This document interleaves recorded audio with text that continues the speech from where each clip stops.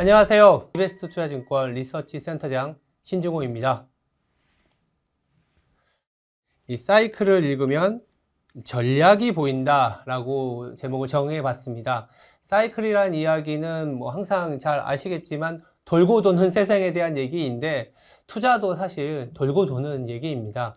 우리가 벌써 팬데믹이 발생한 이후에 4년이라는 시간이 흘렀습니다. 4년 동안 굉장히 많은 사이클이 있었는데 그 안에서 우리는 어떤 식의 전략을 짜야 했을지 상당히 힘들고 고된 작업이긴 하지만 조금 예전에 어떤 현상들이 있었는지를 살펴보고 중간중간에 그래도 어떤 지표를 통해서 시장을 짚어내고 투자의 아이디어를 가져갈지 같이 한번 찾아보도록 하겠습니다. 다음 슬라이드부터 얘기를 좀 들어볼까요? 우리가 이 왼쪽과 오른쪽을 보시면 왼쪽은 제가 이제 정상적인 사이클이라는 얘기를 해놨습니다. 그리고 오른쪽은 이제 코로나 이후에 패닉 바잉 사이클이라고 하죠. 주식이 없으면 뭔가 불안해 보이는 사이클이었던 게 패닉 바잉 사이클이었습니다. 보시면 아시겠지만 우리가 여기 글에도 적어놨어요. 정상적인 사이클은 뭐냐면 상승과 하락과 변곡점으로 구성된다. 야, 누가 모르냐, 다 안다. 그렇지만 제가 애널리스트 생활을 하면서 단 하나 남는 기억이 있다면 사이클은 존재한다, 사이클은 믿어야 된다라는 얘기입니다. 무슨 얘기냐면 시장이 오를 때는 계속 올라갈 것처럼만 생각이 들어요.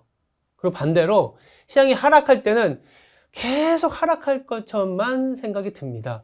그래서 이렇게 시장이 이렇게 올라갈 때, 이를테면 2020년에 팬데믹이 발생해서 주가가 2,000 넘고 3,000 넘어가고 이렇게 이 지점에 우리는 어떻게 생각했을까요? 4,000 간다는 얘기들을 많이 들으셨어요. 4,000. 근데 결국은 이게 어떻게 보면 부러졌죠. 부러지고 쭉 내려와서 어느새 보니까 또 2,200인가요? 2,100포인트까지 내려오니까 이제는 1,000포인트 시대로 다시 회귀한다는 얘기까지 나왔어요. 그렇지만 우리가 앞에 어떠한 현상이 발생할지 모르겠지만 저는 이 사이클이 발생한다라는 거를 반드시 기억을 해야 된다는 얘기를 하고 있습니다. 우리가 이 오른쪽에 있는 이 팬데믹 때는 금리도 많이 낮춰주고 동학개미 운동도 많이 발생했었어요. 이때가 동학개미 운동. 이제 우리가 외국인 말고 우리의 힘으로 주식시장 어떻게 해보자, 끌어올려보자, 4,000까지 간다. 사실상 2022년에 처참히 무너졌습니다. 우리가 왜 무너졌을까 생각해보면 관과했었던 우리의 실수들이 있습니다. 반드시 돌고 돌고 반드시 오는 사이클에 대한 그런 생각을 조금 너무 낮게 하지 않았나 라는 생각이 들었고, 이 사이클을 무시할 때는 항상 이런 내용들이 많아요. 결국 자금이 갈 데가 없어. 돌고 돌기 때문에 돈이 올 수밖에 없어. 이런 얘기들이 있는데 제가 한번 차트 몇 개를 보여드리면서 사이클이 반복이 된다는 얘기 한번 해보도록 하겠습니다. 첫 번째 차트는 참 처참하죠. 여기 보면 이 왼쪽에 있는 차트가 기수대별로 개인 투자자분들의 매수 비중입니다. 코로나 팬데믹 이후에 40% 이상, 50%가 다 3,100 이상에서 소위 말해서 투자를 많이 했습니다.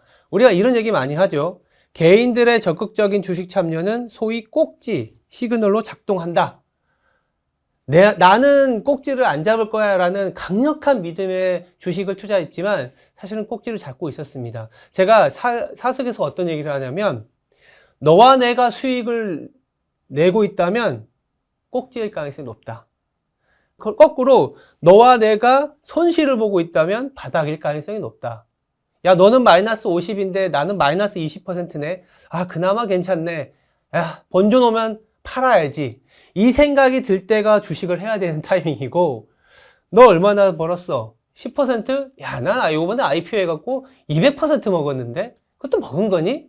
이런 얘기를 들을 때가 사실은 빠져나와야 되는 타이밍입니다. 쉽지가 않습니다. 내가 지금 수익을 내고 있는데 나올 수 있을까?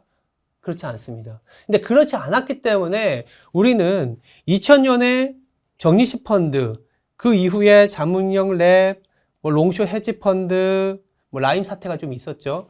가장 최근에는 제가 유튜버라고 얘기했지만 굉장히 좋은 유튜버들도 많지만 상당히 많은 정보들로 인해서 뭔가 그럴싸하거든요. 그때마다 뭔가 그럴싸합니다.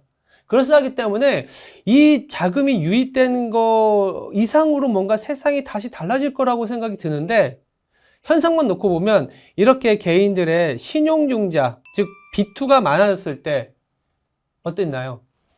꼭지였습니다. 그렇기 때문에 우리가 이 많은 차트를 제가 한 40페이지 가까이 차트를 가져왔지만 이 차트 하나만 봐도 될 것 같아요.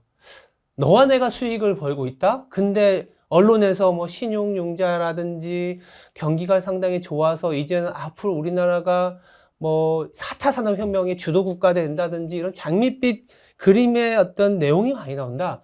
그럼 주식을 하지 말아야 돼요.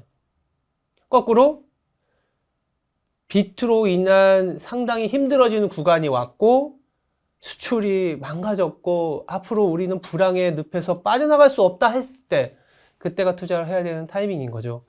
하나 더 차트를 보여드릴까요? 이 경기 선행지수라는 얘기, 이 어떤 강의 2강에서 상당히 많은 비중을 차지하는 지표인데요. 일단 전체 글로벌 경기의 흐름을 잘 찾아주기 때문에 상당히 유용합니다. 그러니까 육안으로 보더라도 이렇게 움직임이 상당히 많지 않습니까? 그리고 이때가 경기가 좋은 타이밍이라는 거를 직관적으로 보여줘요.